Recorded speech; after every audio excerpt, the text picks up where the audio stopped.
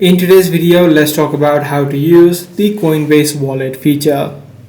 Now, if this is your first time trying to use the Coinbase Wallet, let me show you the things that you need to know.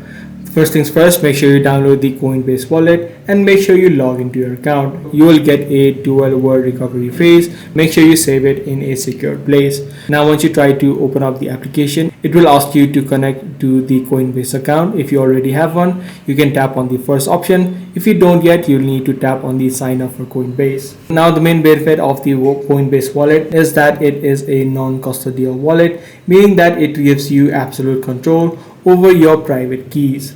You can easily use this wallet in order to link your Coinbase exchange, as I said earlier, as well as you can directly receive as well as transfer any sort of cryptocurrency within this particular wallet. You would also be able to explore the Web3 applications within this particular platform. So that's pretty much all there is to it. If this video was helpful to you, be sure to subscribe. I'm going to see you in the next one.